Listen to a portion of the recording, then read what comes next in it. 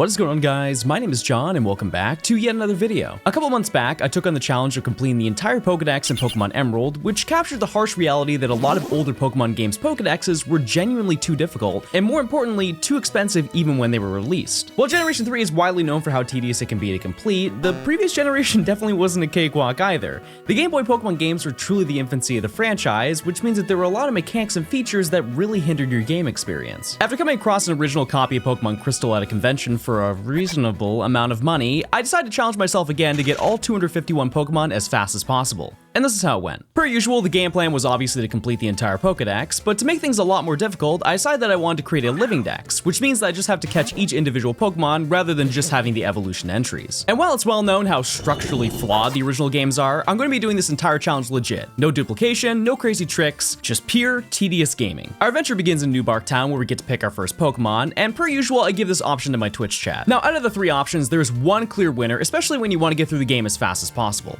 Unfortunately, they didn't care about any of that and gave me by far the worst performing starter Pokemon in the entire franchise. Listen, is it cute? No, but maybe with a little level grinding, we can just ignore its downsides. Chat, what can I name Chikorita? I should name it what it is. It is an Oddish, chat.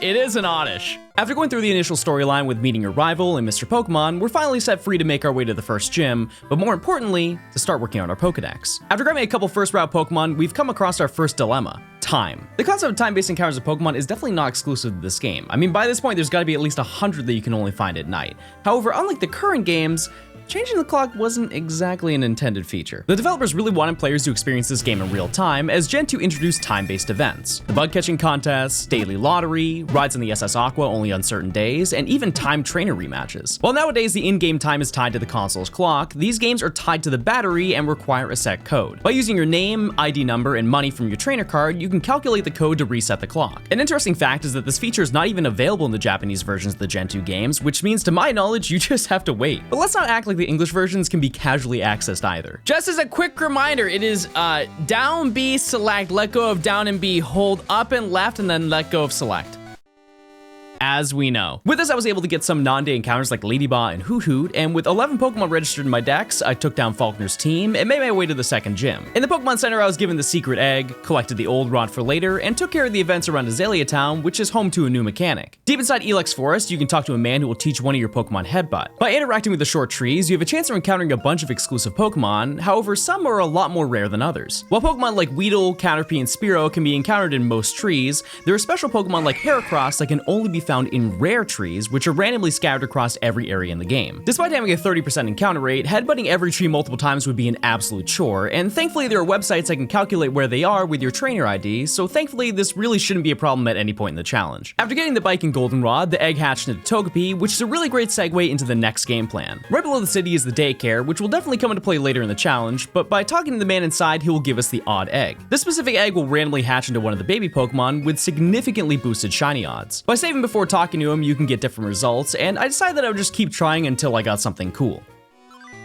Oh, we did it! Shiny Magby. I have received this so many times. The odds of me getting a shiny Magby is 2% out of every single egg, 2%. And I think this is the third or maybe fourth challenge I've got a shiny Magby from the egg. Because it took about 30 minutes just to get this one Pokemon, we had a lot of time to entertain ourselves, and what better way to pass the time than to do something that every person loves: making impulse purchases. How fast do you think I could get a Game Boy printer? I could buy the printer and the Game Boy camera in box for 160. Wait! Come on! That's fire! That looks so sick! If there's a US listing of it, I will 100% buy one. It's 150 bucks. Okay.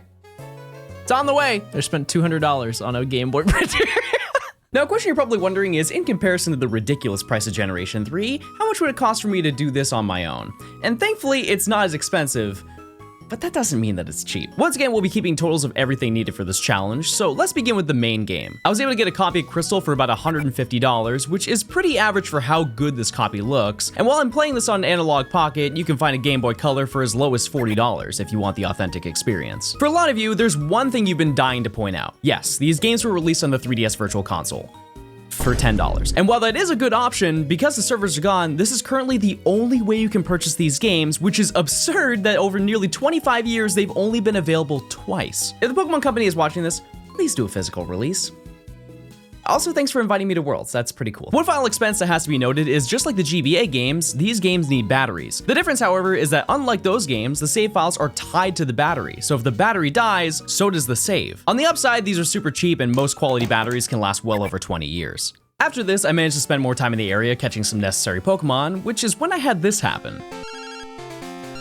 If you manage to fill up an entire PC box full of Pokemon, Bill will call to let you know that, and while this may sound like a wow, you're so good at catching and probably really handsome and cool too, this is a warning. See, in the first 2 generations of games, the boxes weren't something you could just conveniently scroll through. Due to cartridge limitations, you basically had to load and reload each box, which meant that if you filled up a box and tried to catch a Pokemon, it would prevent you from throwing a ball until you moved to an open box. Including the fact that each box only stores 20 Pokemon as opposed to the current games, you can imagine this won't be the last time we hear from him. Well, this may not happen frequently early on, as we continue to increase our collection, swapping Pokemon around will become more and more of a hassle. As we made our way to Ekritique, I decided to take a detour through National Park, which is home to yet another side quest that needs to be completed. On Tuesdays, Thursdays, and Saturdays, the bug catching contest will be open, where you can participate in a Safari Zone style game with the goal of catching the rarest Pokemon and earning the most points. While these Pokemon can't run, you're locked to a 15-minute timer as well as only having 20 balls. This specific area is important to the challenge for a few reasons. The first is that this is the only location in the game where you can catch Pinsir and Scyther, which saves a significant amount of time compared to hunting them down in the Safari Zone in Gen 1. The more important thing, however, is the prize. If you manage to get in first place, you're given a Sunstone, which once again is only available here. The issue is that if you don't know what you're doing, you'll almost never win. In a lot of contests, Cool Trainer Nick will appear on the left side of the fountain, and nearly every time he will win because he's coded to catch things like a level 15 Pinsir,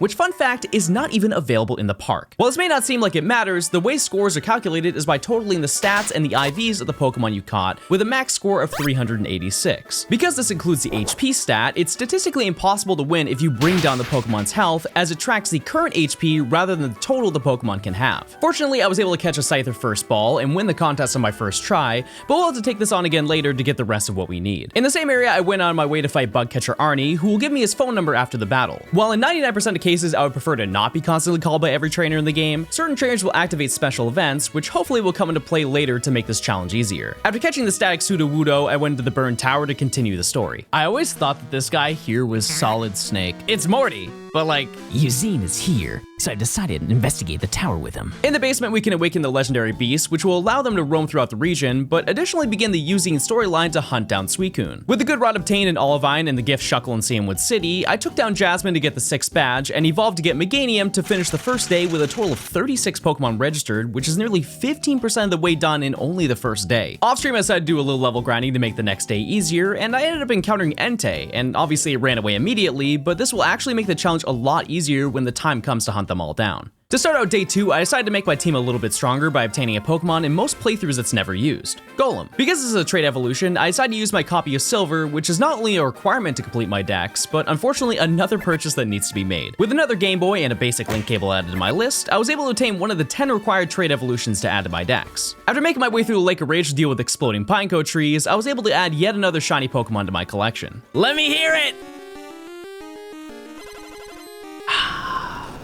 I will never not like that sound. With the Rocket Hideout cleared and having claimed the 7th badge, I returned the red scale to Mr. Pokemon to receive the experience share, which almost feels required in order to make the evolution grinding not as tedious. After spending 2 hours clearing out the radio tower, I was able to complete my first friendship evolution, and was finally free to head towards the end of the main story, which obviously led to more encounters, and by this point I was pretty stocked up on items, so there really wasn't gonna... Oh yeah. That. While it is widely known that the roaming beasts can flee in battle, there are also an additional 21 Pokemon that can run away. While Tangela's rate is only 10% per turn, there are others that are 50% like Quagsire, which means that realistically you're going to have to encounter it multiple times before it's finally yours. And I know a lot of people will be quick to say, oh well, why don't you get fastballs from Kurt? They have an increased chance of catching these Pokemon. And while that is true, due to a coding error, instead of working on all 3 different flee rates, it only works on the first 3 Pokemon on the 10% list. So Magnemite, Grimer, and Tangela are the only ones affected.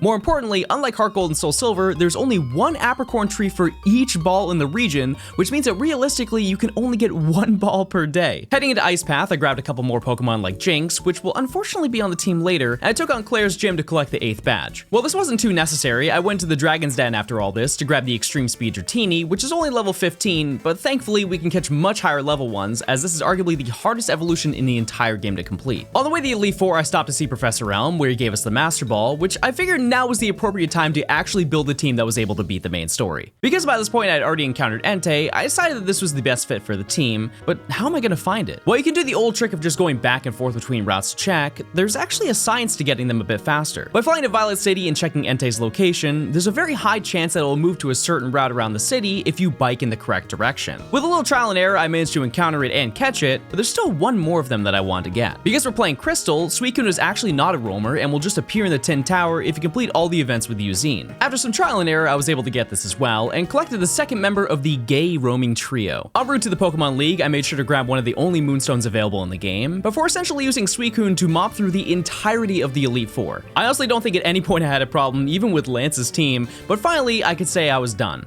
The game is complete. However, as you can see by our total, we have a lot more to do. After becoming the first person to beat Pokemon Crystal, I continued the challenge the next day with the goal of making a huge dent in the postgame. Initially, I figured that you could access Kanto from the Victory Road gates, but unfortunately you have to complete the SS Aqua event in Olivine first, so I started making my journey there. That should be a crime. That should be a crime. Actually.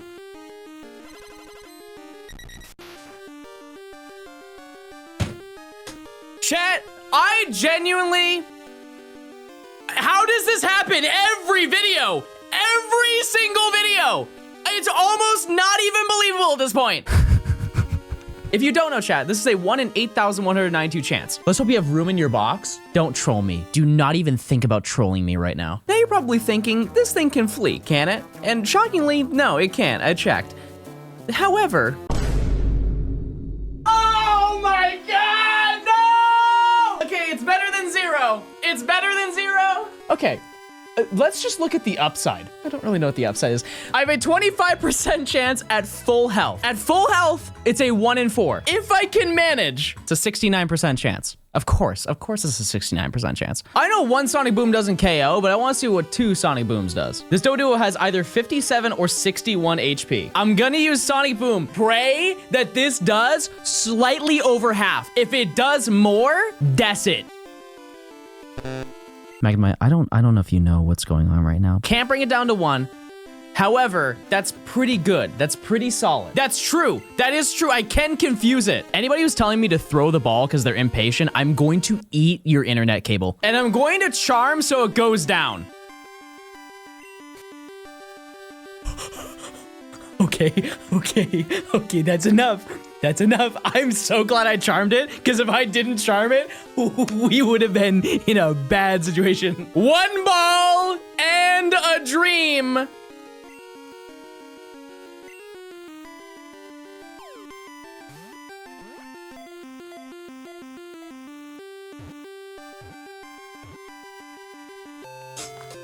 I'm the greatest gamer in the history of Earth! Holy... Chat, let this be a cautionary tale, please. Plan in advance if you're going out anywhere in Pokemon Earth. The statistical chance of me encountering another one on the way back is 0. Let's just be honest. I'm still going back to buy balls. After getting my heart rate down to a healthy amount, I took care of the events in the SS Aqua, and I received the Metal Coat for yet another future evolution that I have to take care of. Upon reaching Vermilion City, the first goal I wanted to take care of was accessing every single fly point on the map. In certain challenges like these, having the whole region at your fingertips truly impacts how quickly you can get everything done, as there are many occasions where you'll just completely forget to go to a specific route and want to avoid biking for 10 minutes just to get there. During this process, I took care of all of the post-game side quests, which in comparison to the remakes are almost non-existent. Obviously, you have the gym leaders that I'm saving for later, but truly the only things you're required to do is fight the Rocket Grunt to collect the expansion card for your Pokegear and wake up the Snorlax at Diglett Cave. But aside from that, we're free to roam anywhere. I made sure to collect the final fishing rod, and in less than an hour, I'd reached every location, which meant that it was time to get back to the decks. We need to get 2 Pikachu, which is a 5% spawn. The grind begins. It will be a long grind. I don't know what's happening today, but this sounds like a complaint, but it's more of like I'm trying to like set the bar for what the content is today, and I have no control whatsoever. Eventually, I made it back to Pewter City, where I spoke with the old man to receive the Silver Wing for an event that we can take care of when we get back to Johto. After making my way through a bunch of early routes, I realized I should try and focus on the friendship evolutions, so I decided to go to Route 15 to grab Chansey. The game, however, had different plans. All right, chat. Arnie, if it's not about Yanma, I'm not hearing any of it. We Artie! Huge news! Forget Chansey, we don't need it. An unfortunately notable aspect of the Gen 2 games is the fact that there's a notable list of Pokemon that are only encounterable with a rate of 1%. Because there are no abilities or good repel tricks in these games, we really can't influence our encounters and just kinda have to grind until we find it.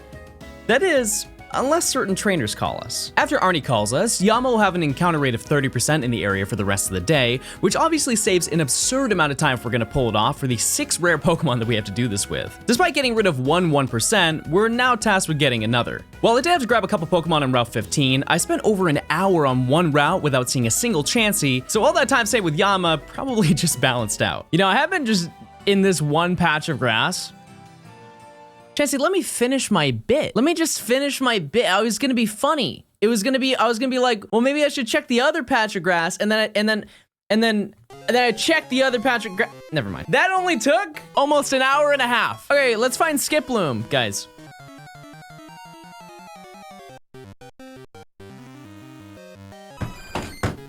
I literally want to cry. So many tears that you won't even see my room because it's gonna be filled with tears. After about 2 hours, I managed to go to a majority of the routes and reach a total of 80 Pokemon in the dex, and I decided that I would just want to switch it up and revisit some locations in Johto. I started by going back to Goldenrod City to visit Bill at his house, who will give us the only EV available in the game. I decided to use my new Super Rod to collect some important encounters that I didn't have the opportunity with, including catching more Dratini, which unfortunately didn't go as planned. After spending 20 minutes trying to catch one Delibird, I finished the day with 89 Pokemon registered, but I figured now was the time to take on something a little bit different. Considering that I accessed basically every area in Crystal, I figured it was time to work on another game. And to no surprise, we're going to have to take on a different generation. A large upside of playing Crystal is that this game is shockingly accessible for completing the Pokedex. For how difficult it was to squeeze both regions into one game, they did really well at not leaving out any Pokemon, to the point where it felt that they left out Pokemon just so you had a reason to trade with other games. I decided for this challenge that I would play through Pokemon Yellow, and believe it or not, this is the final game in the entire challenge that we need to complete the Pokedex. Let's not get too excited, this is still ridiculous. Because this game isn't necessarily visually appealing in 2024, I wanted to get through this as quickly as possible, so I tasked myself with beating the entire game in one stream. All 8 badges in the Elite Four is definitely possible in a day for an average gamer, but I had a route that would realistically be the fastest way to win without doing any crazy speedrunning setups. The first hurdle was beating Brock, and I spent 10 minutes looking for the best counter, as well as a Pokemon that you just can't get in Crystal. They don't give you balls in this game? I didn't know that all that time. That's the main thing that Oak does, is he gives you balls. Eventually I was able to get one and made my way to the first gym, where Mankey definitely held its own. My starter, on the other hand? There is no Pokemon Center that can heal that cry. Eventually I made my way to Mount Moon to grab the Dome Fossil, which unfortunately means that in order to get both, you have to play through this game twice. Despite making my Pikachu faint and scream in agony, a woman in Cerulean saw my raw potential and decided to give me her Bulbasaur, followed by another trainer north of the Nugget Bridge who offered for me to take their Charmander. From here I decided it was time to separate the men from the boys and take on the ultimate gaming challenge. I'm going to test my game knowledge. Just off of the top of my head, do I remember how to do this one special trick? Part 1 done, first try. And so I get into this encounter, which is a youngster who has one singular Pokemon. It's a level 17 Slowpoke. This Slowpoke has a special stat of 43. Battle is done. I can now open my menu. And as I cross over the route, my menu opens. And by pressing B, it begins an encounter. And by having the same special stat as the Slowpoke, I encounter a Mew. That's kind of crazy that I remembered all of that. Now, although I mentioned that I wouldn't be doing any glitches in this video, this is genuinely the only way to get Mew in any of the Gen 1 games, as this was exclusively an in-person event when the games released, and Japan exclusive for the 3DS versions, aside from one day in Europe for the launch of Sun and Moon. But now that that's out of the way, it's time to really break the game. Upon reaching Vermilion City, we have a couple of storyline tasks to do, but instead I'm going to head into Diglett's cave. By doing a repel trick with Pikachu, we can essentially guarantee an encounter with Dugtrio, who, as you can see, is absurdly high level. By adding this to the team, this one Pokemon counters nearly every major battle we have to deal with for a large chunk of the game. After bonding Lieutenant Surge's one Pokemon, the officer in town will give us Squirtle, which means that we've successfully obtained every Kanto starter, which saves a ridiculous amount of time compared to the other Gen 1 titles. After steamrolling every trainer in sight, I made it to my first hurdle in the challenge, Rock Tunnel. Oh, it's so dark. If you teach Thunderbolt to Rat,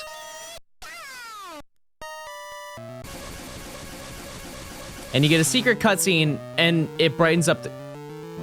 that it brightened it for 3 frames. Now let's teach it Flash. Hey, you know what, chat? Let's just go through the cave in the dark. I know my way around. After only 4.5 hours of playtime, I managed to reach Fuchsia City and defeat Koga, which unlocks the ability to surf, which is where things get really interesting. I decided to make my way to the power plant, and obviously this is the point where I start to catch all the legendary birds, as their encounter locations were completely removed in Gen 2. Considering I have one extremely frail mole rat to take it on, I was going to need to be a bit more prepared. Because all it's gonna do is agility, drill peck, and thunder, I think. It is a lot of trial and error, I'm not gonna lie to you.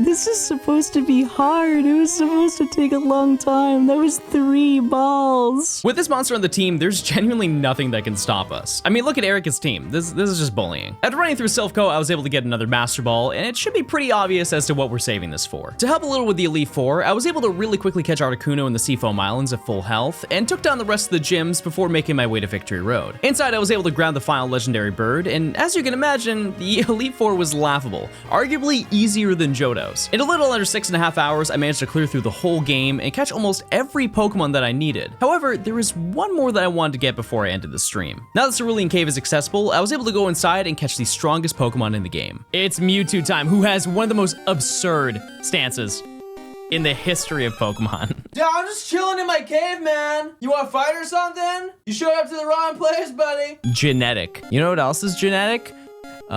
Every living thing on Earth. You're not that special, Mewtwo. The next day, I worked on collecting the very few remaining encounters that I needed in this game, starting with the fossils. I went back to Pewter City to collect the old Amber, and in Cinnabar, I was able to get Kabuto and Aerodactyl, and just because I could, I also obtained Hitmonchan from the Fighting Dojo to avoid dealing with evolving a bunch of Tyrogue. Finally, I bought a Vulpix from the Game Corner, which may seem like a strange choice considering that you can just catch it in Crystal, but since Gen 2 is known for being extremely difficult to get the Evolution Stones, I figured that getting a Ninetales in this game would make things a lot easier in the long run. With over 100 Pokemon registered in my living dex, it was time to go back to Gen 2. However, we're starting from scratch. As you can imagine, that copy of Silver wasn't just for trading, as we're going to need to actually play it. Thankfully though, we won't need to play to the same extent that we did for Crystal, nor do we have to catch nearly as many Pokemon. In total, there are a whopping 6 that need to be obtained, starting with the remaining starters. To be honest, I tried to save time by replicating my first video ever on the channel by getting 2 starters on 1 save file, only realized I have the coordination of an old man now and had to actually play through the entire beginning of the story again. Thankfully, you can trade super early on, and I can finally play through the game with the best starter in the game. Baby. Because I knew how to counter each gym, I was able to beat the first 3 gyms in only an hour, which opened up enough of the map to get a few encounters. When it comes to Crystal, there are only 5 Johto Pokemon that are completely unobtainable: the Mareep line, Girafarig, and Remoraid. While the first 2 are almost completely unavoidable in a normal playthrough, Remoraid is a different story. Just like Yanma, this Pokemon is technically exclusive to the mass outbreaks, and that's mostly because this Pokemon can only be normally obtained with the Super Rod. Because this item requires you to beat the Elite Four and reach the east side of Kanto, we're unable to get it at this point, except when there's an outbreak. This will allow us to use any rod to catch it, but as you'd expect, we're going to need to wait quite a while to...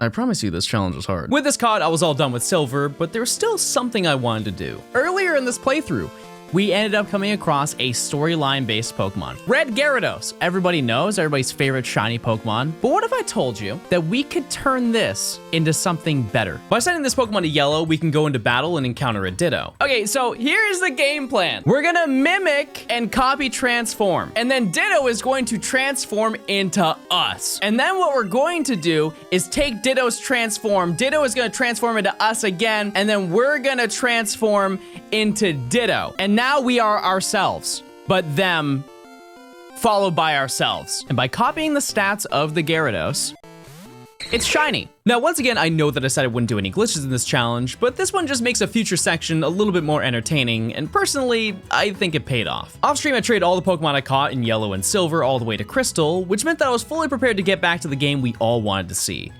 Yellow again. Like I mentioned, we had to do this just to get Ammonite, so there really isn't anything special here. I genuinely did the same exact Dugtrio route I did last time. Despite that, conveniently was Cyndaquil Community Day in Pokemon Go, so I decided to occasionally check for shinies as I was going through the game. I haven't seen a single shiny Cyndaquil. Do I even have any? Oh, wait! The only one I got was an XXL. Yeah, let's talk about that. During the entire 3-hour event, this was the only shiny that I found. It's pretty cool though, right? If you didn't know, the odds of finding a shiny during a community day is roughly 1 in 25. Basically, if you walk 5 feet outside, you're probably gonna find one. When it comes to getting an XXL, however, which is regarded as the largest possible size it can be, it's roughly a 1 in 250 chance. Now, admittedly, this information isn't public, but it's assumed to be within that range. This makes this a roughly a 1 in 6,000 encounter. Not bad, right? There is one metric I forgot to check on stream.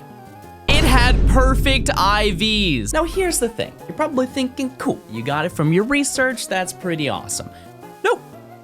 I was using my Go++, which essentially is an auto catcher. You can even see from the clip I found in my list of caught Pokemon, which means that this was a wild spawn. The odds of finding a Pokemon with perfect stats or a hundo is 1 in 4,096, the equivalent of finding a full odd shiny in the main games. This means that the odds of finding a wild, shiny, 100% IV, max size Cyndaquil is roughly 1 in 25 million.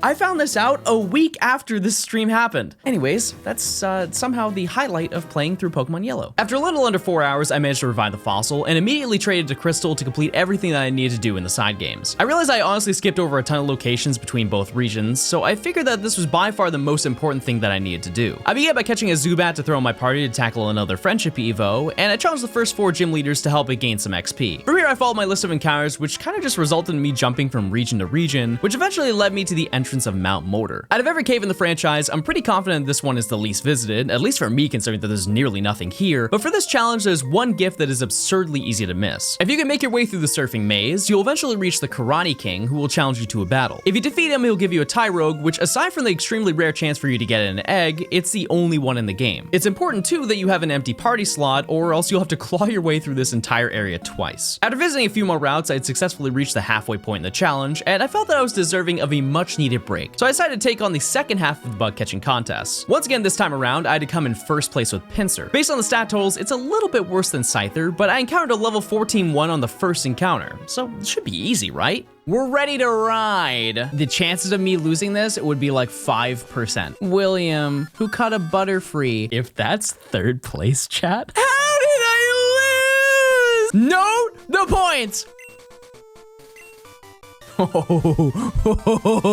It literally came down to IVs. I cannot believe I just lost to IVs. That's so stupid.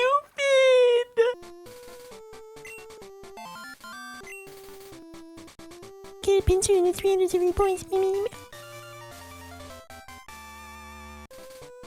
Can I just want to know what I lost to. Chat, do you know how high of a score that is? Highest I've ever seen is 370. Oh my god. I'm never winning. No. Stop.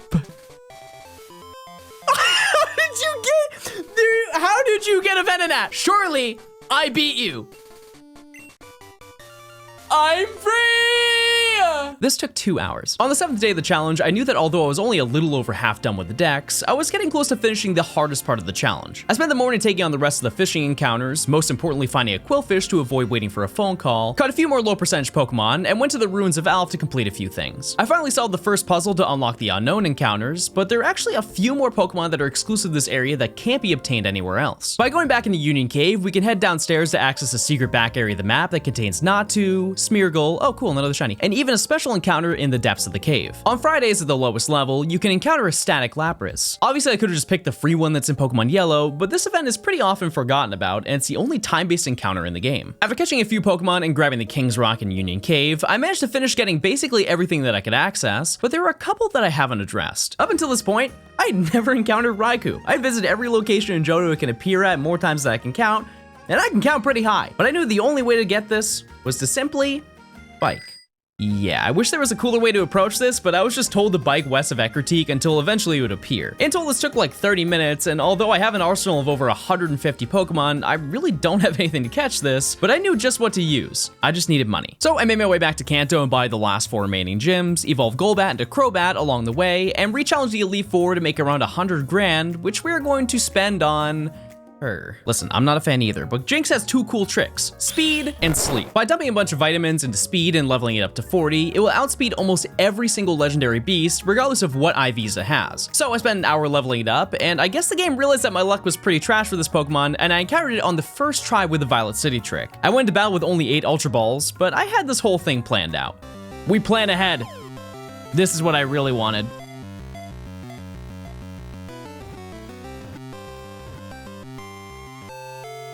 The Ultra Balls were a trick. Now it's time for some brand new Pokemon. Because I had taken down all 16 gym leaders, I had unlocked access to Silver Cave, which does contain a few more exclusive Pokemon. In general, this was extremely easy, and that's mostly because I realized that I maybe should have had Jinx put all the Pokemon I wanted to sleep to speed up this challenge, but hey, you live and you learn. Now, if you've been paying attention, there's another Pokemon I've been wanting to get, and that's mostly because it's the final Swarm Pokemon, and arguably the final tedious Pokemon that I needed to get. So I made my way back to Johto to talk to a special person.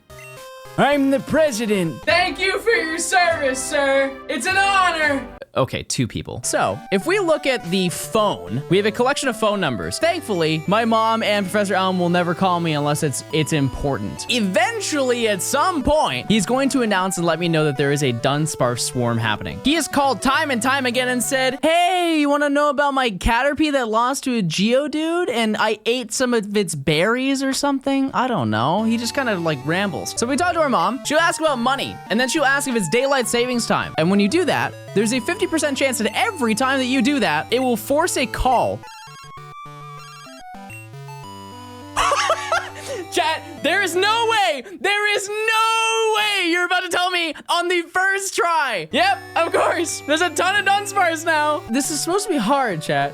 This is supposed to be a hard challenge. So with that taken care of, there are really only 2 more Pokemon to get. By heading to the Royal Islands with the Silver Wing, I was able to enter the Waterfall Cavern to catch Lugia, and since I had finally obtained the final beast, I could receive the Rainbow Wing to climb Tin Tower to encounter Ho-Oh. With that, I had caught every single Pokemon I needed to complete my Pokedex. So what's left? Now, if you've been on this journey with me before, you know 2 things. 1, I still have to breed and evolve every single Pokemon, and 2, I have really bad posture. Despite still having 175 Pokemon left in the dex, I knew that I was basically at the finish line. The next day, I had one goal in mind: eggs. I wanted to hatch duplicates of every Pokemon that I needed for my living dex, and based on my prior experience with this, I knew that it was going to take forever. So I planned ahead to make it fun. Remember that shiny Ditto from earlier? By leaving it in the daycare and any of the Pokemon that I needed to breed, there'd be a 1 in 64 chance that the egg will be shiny, and considering that I need to hatch things like 5 Eevee, there's a pretty solid chance that something cool could happen. I will note, this took exactly as long as you think it did. A majority of the stream was just me yapping for hours on end, which to be fair is nearly all of them, but on average, I was hatching an egg every 15 minutes. Through this process, I was able to hatch and get all the starters, Eevee, the fossils, the baby Pokemon, Porygon, and even one special find. Oh, wait! Yeah! Let's go! I actually got a shiny! That's so sweet. This took 6.5 hours. To prepare for the next stream, I organized every single box to have the Pokemon sorted in numerical order, which I would like to note, did anyone know there was an option to move Pokemon around without having to swap between boxes? Like, you can just scroll through boxes. 25 years has been out, and I learned this today. Somehow, with all the hatching, I managed to only get 10 new additions to the dex, but this is where the challenge really takes a turn. So let's get the bad news out of the way. There is no good place to grind in this game. Somehow, even in the remakes, due to the strange level scaling of Kanto to keep the immersion of Gen 1's environment intact, the highest wild encounters you can get are around level 40 outside of Silver Cave. Like, you know it's bad when Ponyta is arguably the best Pokemon to fight for the experience. For its shortcomings, the one redeeming quality of this area is that it has possibly the closest Pokemon Center to a patch of grass in the entire franchise, so you don't have to go far to get the best results. When it came to evolving the first few Pokemon, things like the starters took all of 2 minutes to get their first evolution, but to no surprise, getting that final evolution was the real tedious work. After finishing a couple evolutions, I decided just to throw on the experience share and have Mewtwo mop up the Elite Four, and I think for the first time in the history of my Live Index challenges, the Pokemon League is by far the best method to grind, as they will nearly reach all their final stages by the time I'd finished beating Lance. So I went through the routine of training low-level evolutions near the cave, and high-level evolutions at the League. As I made it further down the Kanto Dex, I started to deal with some really high levels, like the fossils at level 40, and finally Dragonite standing at a whopping level 55. After 6 hours of grinding, I genuinely felt like this was a watch John fight Lance on repeat stream, so I decided to end and just grind out the majority of them offline, which I think was a good play considering it took nearly 3 hours to get Dratini from level 40 to 55. Over the span of another 6 hours, I worked my way through evolving the Johto Pokemon, which generally speaking were a lot easier than Kanto, where even getting Umbreon and Espeon only took 1.5 trips through the Elite Four to evolve. Halfway through, I managed to max out all of my money, which if you play this game, you know how ridiculous this is. With the final Friendship evolution done, I began working on the final and most tedious evolution of them all, Larvitar. While Dragonite and Tyranitar evolve at the same level, the highest level Larvitar you can catch is level 20, which means that in total I need to earn nearly 200,000 experience to get there, which is 70,000 more than what I had to do with Dratini. I decided to spend about 4 hours off stream to get close, so I could get the final evolution on stream. On day 10, I spent the beginning 2 hours of stream continuing the grind, and eventually, I managed to get it done. There it is! The final evolution of this challenge. But, let it be known, still have a lot to do. Now you're probably saying, what could possibly be left? And it really all comes down to taking care of the evolution items. For the most part, I was prepared, but there were a few more specific things that I needed to collect. In the lower right area of the Ruins of Alph, I collected the second Moonstone, but because I still needed 2 more, I had a cool way to get another. By changing the date of the game to a Monday night, inside Mount Moon you can access a secret cutscene where a bunch of Clefairy will hop around and leave a Moonstone for you under a boulder. Thankfully, you can just keep setting the date to Monday and farm as many of these as you'd like. I need Rock Smash. I didn't get Rock Smash. Heading back into Kanto, we can speak with Bill's grandfather in his cottage, and by showing him a specific list of Pokemon, we can get one of each of the original evolution stones, which is basically the only guaranteed way to get one, other than having specific trainers call to give you one. As for other items, in Silphco, I was able to receive the upgrade for Porygon, the Dragon Scale for Seadra, unfortunately deep in Mount Mortar. I traded a Dugtrio with a man at the power plant to get a Magneton holding the only other metal coat, which only left me with 1 more item. South of the Victory Road gate, you can receive a phone call from a trainer named Gavin, and by doing the DST exploit with our mom, he'll call to rematch us. After rematching him 3 times, he'll call for one final battle. However, this time, there's something different about one of his Pokemon. And Kingler comes out. However, this Kingler is a little bit special, and so what you do is use the move Thief. In this specific battle, Kingler, for some reason, is holding a King's Rock. How they expected anyone to discover this outside of a strategy guide back in the day is completely beyond me. With everything set up, it was time to trade. I sent all the Pokemon with evolution stones that I didn't have to Yellow, and after making a few purchases at the Celadon department store, I was able to evolve another 6 Pokemon before trading them back. From here, I gave all the Gen 2 trade evolutions their items and sent them over to Silver to evolve, which honestly have some of the coolest sprites out of the entirety of the Gen 2 games. Come on, be baby. Oh, it's not very baby. Perish Song? He just wants to die the moment he shows up. With only a few stones left, I evolved all the Moonstone Pokemon, Evolutions, and finally reached the final 2 Pokemon. Genuinely, chat, I don't know how we got to this point. I don't know how we got to this point. It looks so bad.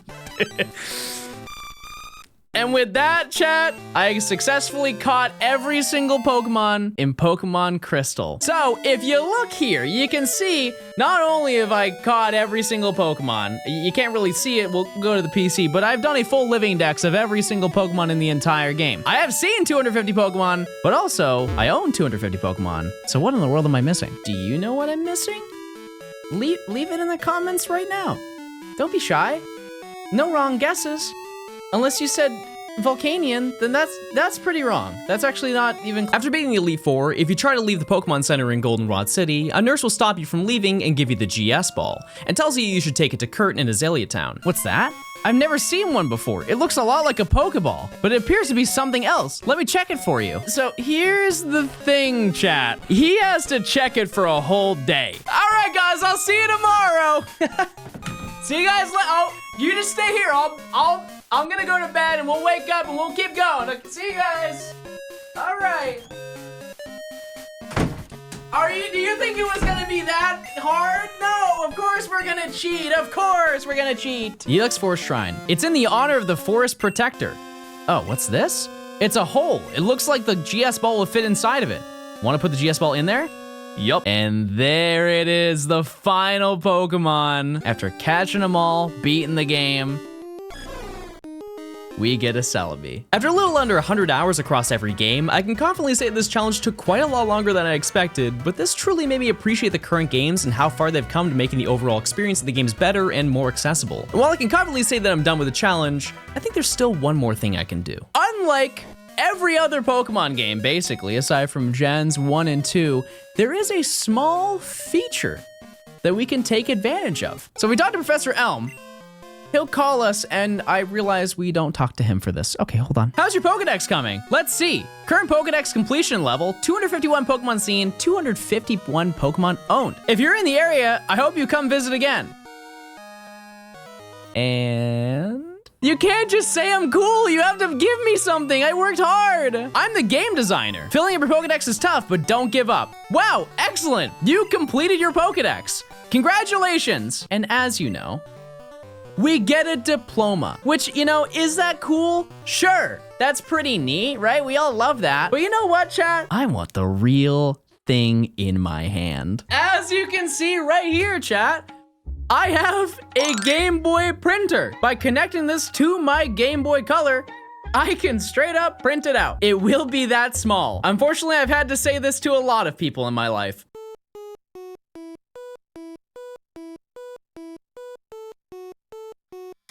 Oh, yes!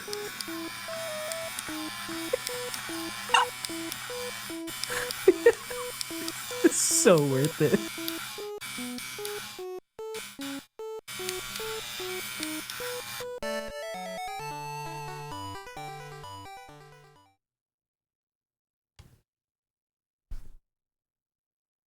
Are you kidding me? All that time? Just to, that's the darkest it can be? Surely not. You've got to be kidding me.